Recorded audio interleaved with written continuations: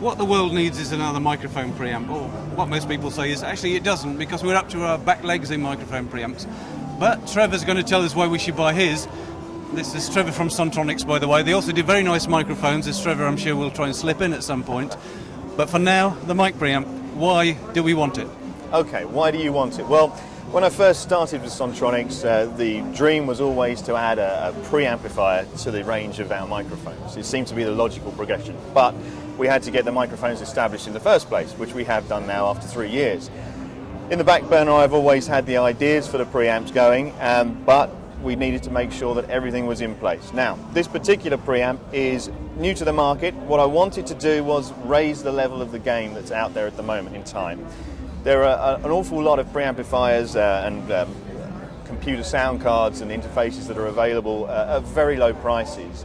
One of the difficulties with these, and I established this myself by using one of our own microphones to make a recording, and having used the mic in the studio and knowing what the sound was like, I was absolutely astonished because I plugged it into a sound card, shall we say, I won't name a brand, and the results were awful. And I blame my microphone to start with because that was the newest piece of equipment in the chain.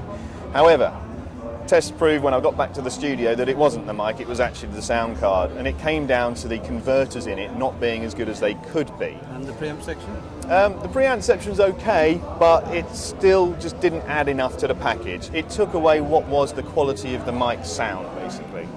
So, the logical thing for me was to actually make a product which was a high-level, high-grade product.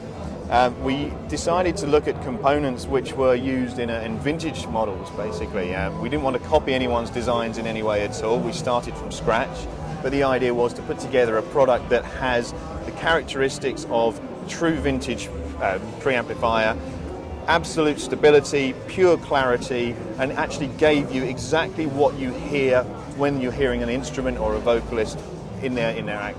Okay, so tell us about the signal path. I mean, are we talking Class A solid state with transformers? Yes, absolutely. What we've done with this particular model, I'll explain. We have two models. This is the Sonora. This is a solid state twin channel unit. They're discrete channels, and in fact in this particular model we haven't used transformers. We've used op amps in and out on this model. But the majority of the components, what we've worked very hard to do is that we've found so many people using SMD, the surface mount components, which I've found in the microphone manufacturing tend to be quite lifeless. They don't impart much character. Traditional ceramic components do have a place in our life still, certainly in the audio world, because although they tend to detract from the integrity of the signal in some way through the electrical pulse, they do add a sonic quality that people like to hear. Okay. So we've started to look at the whole process. What we've done is managed to put together a hybrid of ceramic components that are important, the condensers for example, and we've managed to use SMD for all of the resistors and components that really don't make a change to the sound at all. Okay.